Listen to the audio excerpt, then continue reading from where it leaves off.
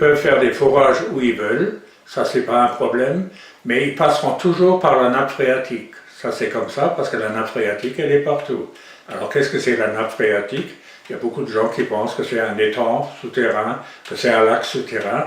Non, non, c'est tout simplement une roche qui est donc une roche de couleur un peu jaunâtre orangée, qui est une roche assez tendre et qui est gorgée d'eau.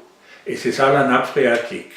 Et donc, tu as au-dessus de la nappe phréatique, alors elle se trouve à des différentes profondeurs plutôt. Hein.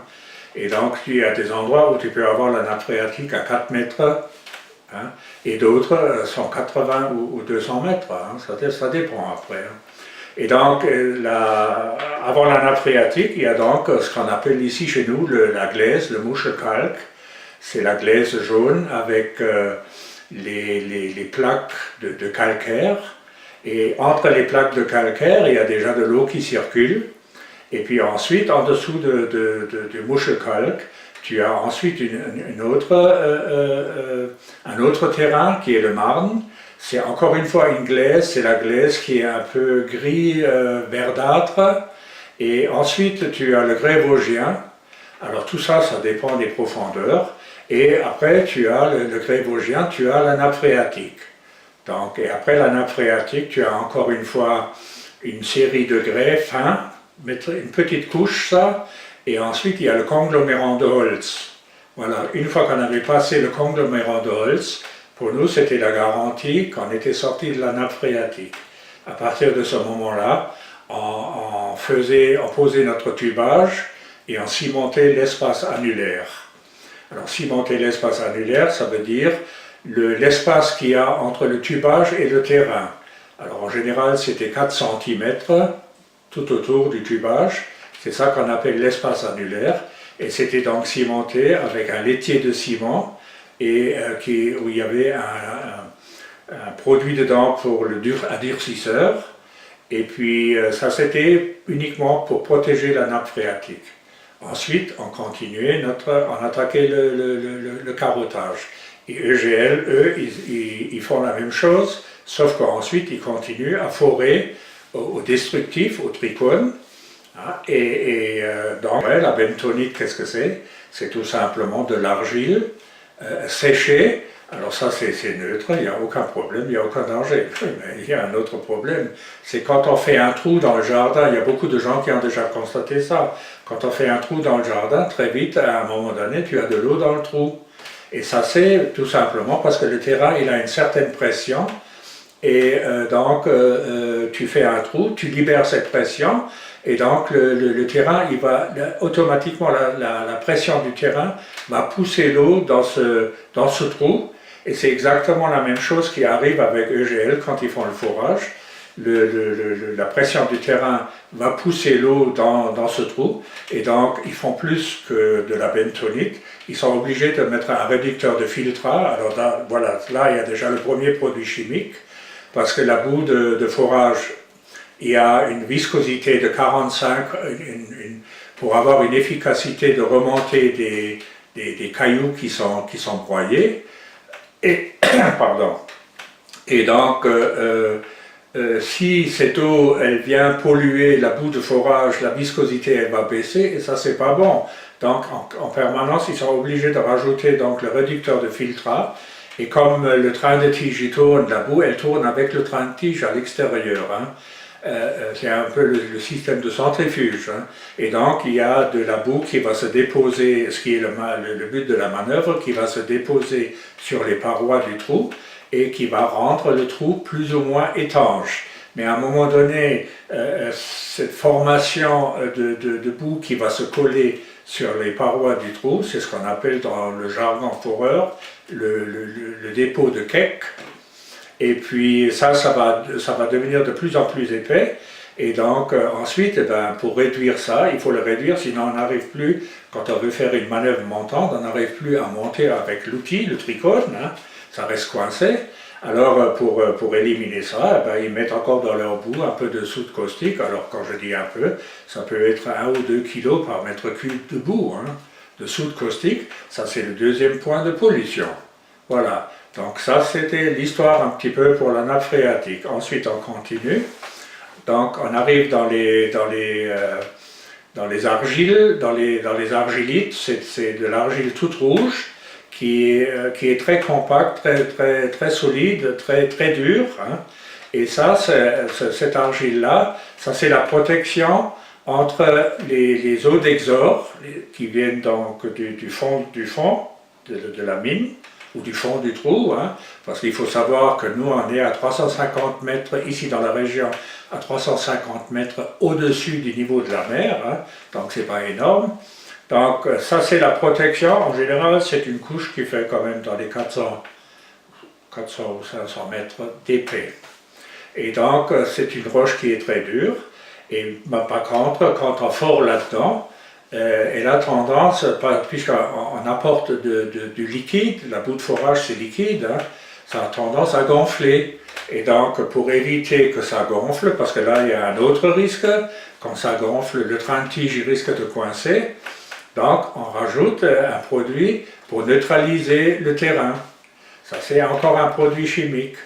Et donc on continue le forage jusqu'à un certain point. Eux, à l'époque, ils ont écrit EGL, que c'était, ils ont posé ensuite un tubage jusqu'à, si j'ai bonne mémoire, 1000 mètres. Et là, donc, ils ont posé le tubage où l'espace annulaire a été cimenté une fois de plus. Alors ils disent que ça a été fait par une entreprise privée. Chose, c'est vrai, ça existe. Nous aussi, des fois, on faisait appel à une entreprise privée quand on avait un truc qui était, un endroit qui était un peu délicat. Et donc, mais on n'a aucune trace de cette entreprise qui a fait donc cette cimentation. Et ensuite, donc c'est cimenté, et à un moment donné, ils partent en déviation avec un moteur fond de trou pour entrer dans les couches de charbon. Et là, ensuite, ils ont donc foré X mètres dans les couches de charbon. Et là, à ce qui paraît, ils ont rencontré une faille dans la couche de charbon, ils ont rencontré une faille qu'ils étaient obligés de tuber. Et puis ensuite, ils ont continué. Alors, ce qui est le troisième point qui me fait un peu sourire, ils disent qu'une fois qu'ils ont foré dans le charbon, pour extraire le gaz, eh ben, qu'est-ce qu'ils vont faire? Ils vont pomper l'eau qu'il y a dans le charbon. Il y a juste un petit problème. Normalement, dans le charbon, il n'y a pas d'eau. Alors, il y a de l'eau, des fois, dans le charbon, quand le charbon, il est fissuré, il est fracturé. Là, il y a de l'eau dans le charbon. Mais autrement, il n'y a pas d'eau dans le charbon. Alors, il peut aussi y avoir, jadis, quand il y a eu le grand chamboulement, de l'eau, la végétation qui a été engloutie, de l'eau qui est partie avec, et il y a des poches d'eau, ça existe ça, des poches d'eau qui sont prisonniers dans le charbon. C'est ce qu'on appelle dans le jargon des géologues, ce sont des poches fossiles, des poches d'eau fossiles. Mais ça, c'est par-ci par-là. Alors ça peut être des poches qui peuvent avoir quelques mètres cubes, hein, ça c'est vrai. Moi, ce qui m'inquiète, c'est surtout à chaque fois quand ils vont passer, quand EGL, ils vont passer dans la nappe phréatique. Est-ce qu'à ce moment-là, ils font un travail sérieux ou pas? Ça, on ne peut rien dire. On n'a aucun accès. Ils ont toujours dit qu'ils étaient ouverts à tout. Finalement, non, ils ne sont pas ouverts à tout, ils sont fermés à tout. Et voilà. Donc, on ne sait pas ce qu'ils font à ce moment-là. Et à ce moment-là, il peut aussi y avoir, avant d'arriver dans la nappe phréatique, il peut y avoir, au-dessus de la nappe phréatique, il peut aussi y avoir une poche d'eau salée, étant donné que dans notre région, on a des filins de sel, ou alors on a aussi des petites couches, enfin quand je dis petites couches, c'est quand même des couches assez importantes, 3-4 mètres, voire peut-être plus d'anhydrite, qui est aussi un produit salé, et donc avec l'eau de pluie qui se mélange à ça, il peut y avoir, d'ailleurs ça c'était le cas ici, là où actuellement à la chambre EGL ils sont installés. Dans le temps les houillères ils avaient fait un forage et ils sont tombés sur une poche d'eau assez importante, d'eau salée. Et quand quand ils sont arrivés dans cette poche, c'était une poche qui en plus qui était sous pression, vu que le terrain a une certaine pression, donc la poche aussi. Et il y a eu des remontées assez importantes. Ils ont essayé de colmater ce trou pour continuer leur carottage, et ils n'ont pas réussi à le colmater, et donc ils ont abandonné. Ils ont littéralement abandonné le forage. Et voilà, ça c'est des choses qui peuvent arriver. Donc elles ne sont pas forcément, ces poches d'eau salée qui sont au-dessus de la nappe phréatique, elles ne sont pas forcément sous pression. Donc tu peux rentrer là-dedans, tu te rends compte de rien du tout. Si à un moment donné, ta viscosité de la boue de forage elle va diminuer, donc tu vas essayer de la rehausser, et puis par contre, pendant ce temps, tu continues à forer, et puis en 2-3 mouvements, tu te trouves dans la nappe phréatique, et puis voilà, l'eau salée qui rentre en contact avec la nappe phréatique, et bonjour la pollution. Et c'est ça, tous ces trucs-là qui m'inquiètent un petit peu avec ces forages de gaz.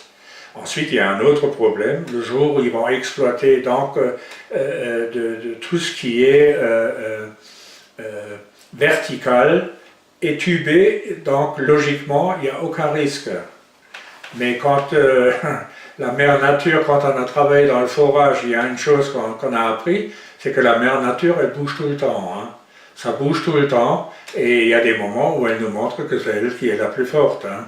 Et donc, ça a beau être des tubages qui sont cimentés, 4 ou 5 cm de ciment autour, c'est pas énorme, et quand les terrains ils bougent, à un moment donné, le tubage il va bouger avec, et puis le ciment il va craqueler, et il va se fissurer, et quand eux ils vont faire l'exploitation de gaz, c'est-à-dire quand le gaz va remonter, s'il y a des fuites qui partent à l'extérieur du tubage, ils sont incapables de le dire, hein, parce qu'on n'a aucun contrôle là-dessus.